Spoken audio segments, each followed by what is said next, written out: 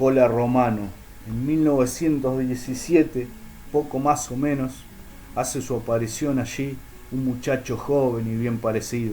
Viste a la moda de aquel medio, pantalón a la francesa, botín de fina cabritilla, sombrero claro y amplio pañuelo de seda al cuello. La figura bien plantada y recia es simpática y si traduce algo del orillero, no es por cierto el tipo repugnante de la melena engrasada y el gesto provocador. No usa la crencha común a los individuos del lugar, ni taco alto, ni gasta empaque de pesado, ni mucho menos seriedad. Es juguetón y dicharachero, se ríe siempre y palmea a todo el mundo. Muchachos, chicos y viejos, todos tienen que hacer con él y él tiene que hacer con todos. No vive precisamente en el corazón mismo del sapo, vive con sus padres y hermanos, buena y estimada familia, un poco más al centro, en 16, entre 33 y 35. Frecuenta la cancha de Arrillaga, en la 18 y 29, en cuyo frontón abierto se hace notar por la potencia de su pegada. Como a sus otros hermanos, Leonardo, Pepe y Donato, el padre le presta su apoyo económico para que se instale con un negocio. Cola Romano abre almacén en 14 y 41, donde antes había existido ya otro. 2 o 3 cuestiones suscitadas por cosas del momento le arriman algunos gramos de prestigio. Han sido problemas solucionados a puño limpio y desde el principio se sabe que si ha de tenerse algo con este muchacho, lo mejor será guardar distancia, porque si acierta, muñeco al suelo. Aparte de esto, es un tirador excelente y de ensayo sistemático. Los fondos de su casa sirven diariamente de blanco. Al poco tiempo, aquel despacho de bebidas abierto toda la noche ya goza de fama nada envidiable. Unos le dicen la posada sangrienta y otros la boca del tigre. De todo esto el dueño se ríe de buena gana. Romano fue el autor de cuanto menos 3 homicidios, siempre en pelea. Son 3 hechos probados, pero se le adjudicaron otras cosas. Algunas habrán sido ciertas y otras quién sabe. Su primer homicidio tuvo lugar en 1919 y se originó en el almacén de Garrido en la 29 y 39, en la 24 y 39. Discutió con Nicolás Vega, que era hombre guapo, y los circunstantes creyeron que todo había terminado con eso. Pero al salir a la calle, un rato después, desde el caballo que montaba Vega, le gatilló sin resultado. Romano efectuó un solo tiro que atravesó el corazón de Vega. El caballo echó a andar por la calle 24 hacia el este, luego tomó la 25 y en esta y 18 desmontó al jinete, ya muerto. Otro homicidio tuvo por escenario el lenocinio de Rawson, cuyo subcomisario tenía prohibido a Cola visitar el pueblo y mucho menos, es claro, aquella casa. El hecho ocurrió cuando 3 agentes quisieron prenderlo. Parece como si le hubieran preparado una celada, pues no se le objetó el acceso.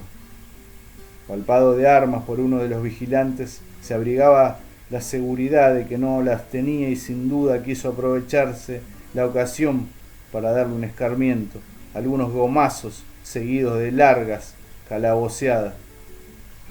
Lo que nadie sospechó, una mujer no solo le pone sobre aviso, sino que hasta le facilita un revólver, y es seguro que cuando le dieron la voz de entregarse, les habrá jugado algún chiste, según su costumbre, y enseguida por ambas partes hicieron más de 20 disparos. Uno mató al agente Manuel Barrios, precisamente el guapo de aquella comisaría. Estaba franco de servicio, pero cuando supo que Cola había llegado, se ofreció para integrar el grupo de cazadores. El homicida, que sabía lo que podía esperar de caer en manos de aquella autoridad, se presentó al delegado municipal con 2 testigos y requirió garantías para su vida. El suceso tuvo tal resonancia que cuando llegó a Chacabuco, donde se instruyó el sumario, la estación ferroviaria y las calles cercanas estaban atestadas de gente.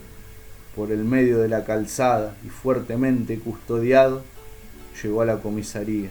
Poco después era alojado en la cárcel de Mercedes y 2 meses más tarde ya atendía su negocio, pues se probaron dos cosas: la defensa propia y la propia culpabilidad de la policía, que entonces rivalizaba con los matones.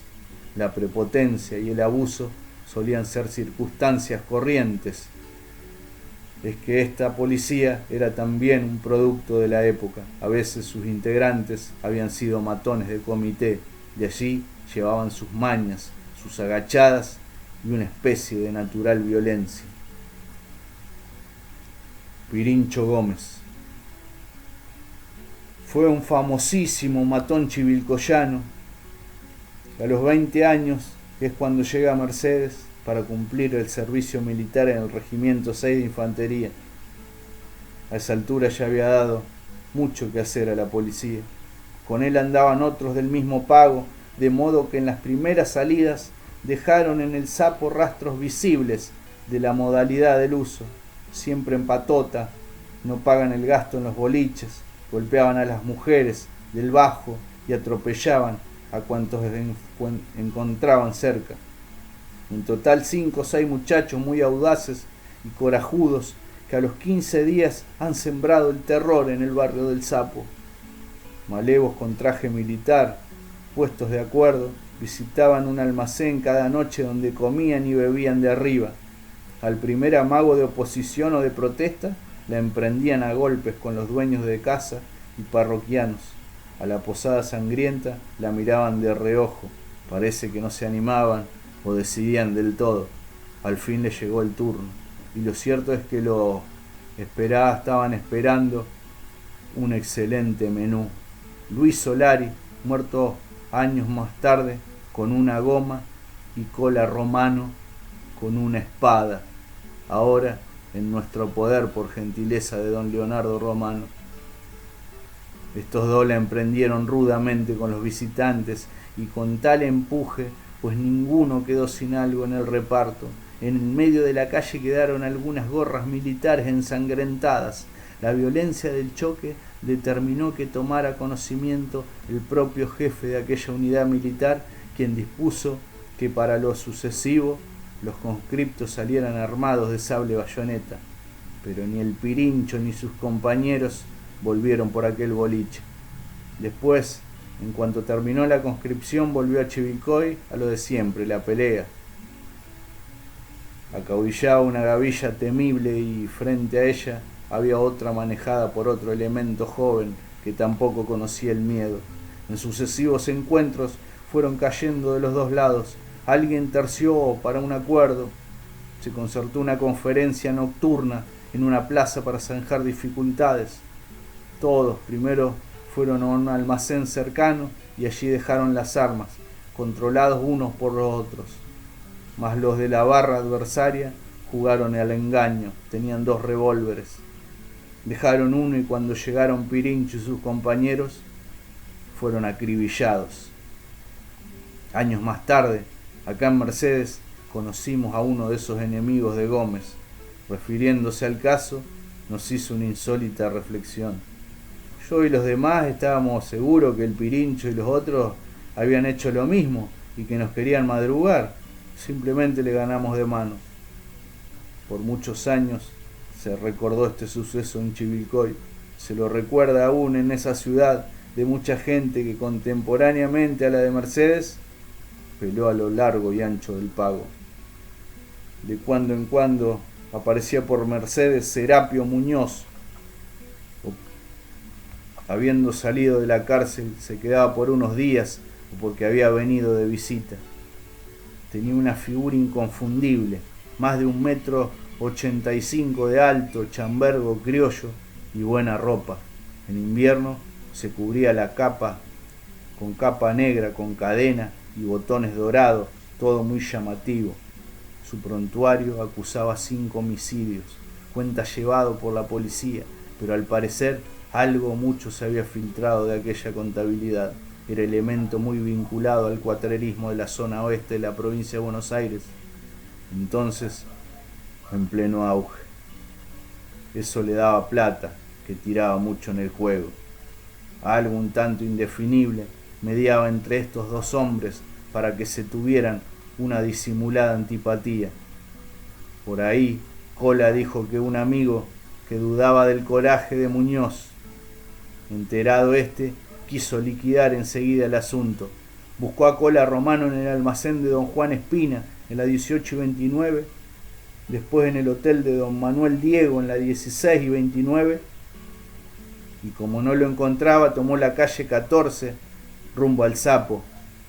Al llegar a la 33, se encontró con Pepe Romano, a quien le pregunta: «Che, ¿no viste a tu hermano el matón?». Al final, después de un rato, se encontraron en la 14, entre 35 y 37.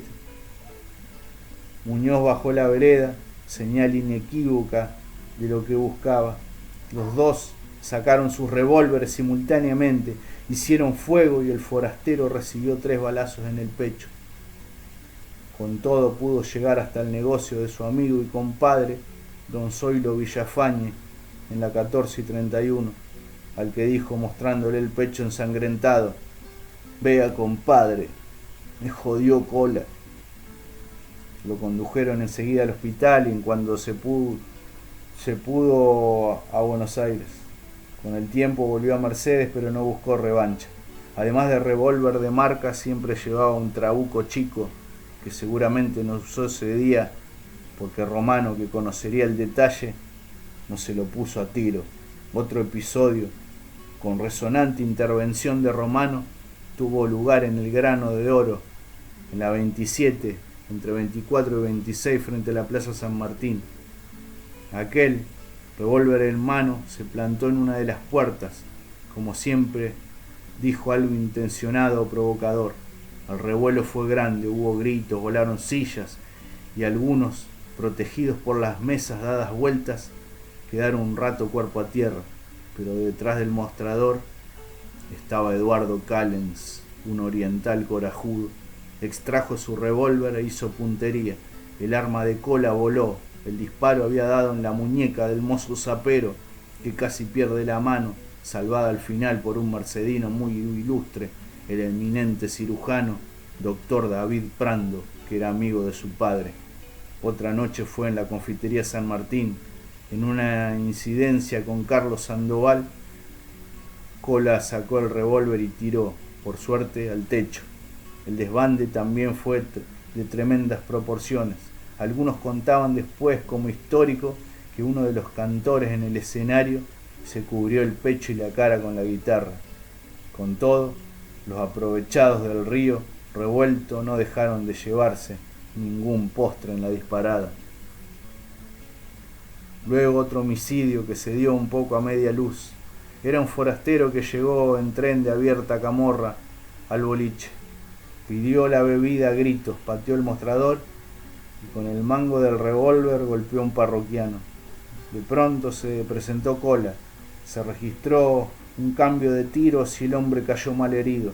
Lo condujeron a Chivilcoy y de allí a los 4 o 5 días a Buenos Aires, donde murió.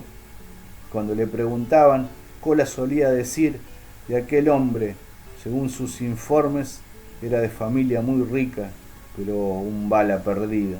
Le gustaba tomar y pelear. Llegó a mi casa gritando: «Que salga ese guapo Romano, que salga si es que no tiene miedo». Después supe que había llegado en un coche tomado en la confitería de Bruno. Allí se mamó para buscarme. Sería largo enumerar las veces que Cola Romano hizo entrar en vereda a muchos, o porque provocaron en su casa o porque tenían el hábito de tomar de arriba. El boliche, sobre todo de noche, llenaba una extraña función. El prostíbulo no se podía entrar con armas, terminantemente prohibido. 2 agentes en la puerta se encargaban de que nadie violara la consigna y todos hacían lo mismo, dejaban sus armas en lo de Cola, que así hacía su negocio. Cada uno entraba a una especie de trastienda y allí sobre una cama dejaba el elemento ofensivo. Caso curiosísimo. Jamás hubo un reclamo, ninguno osó llevarse en un juego de cambio algo que no fuera suyo. Para un cumpleaños de la hija menor de la viuda de Laida, con almacén en la otra esquina, se hizo una gran fiesta. Esta casa era famosa por 3 o 4 motivos concurrentes. Primero porque estaban los parroquianos, predominaban los troperos, luego por el pescado frito, la milanesa de potro, y también por la circunstancia de que en su atención no había ningún hombre, si bien la viuda, la hija mayor, eran capaces de enfrentar al más macho. Esa noche Cola cerró temprano para hacer el cumplido. Era invierno, se echó la capa sobre los hombros, alzó la carabina y salió con Julio Molinari, aquel inolvidable poeta de Bragado, lírico nativo de tanta hermosa página que solía pasar temporadas en Mercedes. Al final murió ciego en aquella ciudad del oeste, donde tanto se le quería y admiraba. Molinari, que frecuentó aquel ambiente espeso del Sapo, dejó del conjunto hombres y cosas una vibrante semblanza en verso. Cola llegó a lo de Adelaida, donde ya estaba el payador Sarandón, como hacía también algunos guitarreros y cantores. El boliche hervía de gente y estaba traspasado por el olor a pescado frito. Por ahí se armó una discusión y 2 hombres salieron a la calle. Fue cuando Cola Romano dijo: aquí me parece que está sobrando la luz, y de un tiro con la carabina apagó el foco esquinero, según lo narra Molinari a continuación.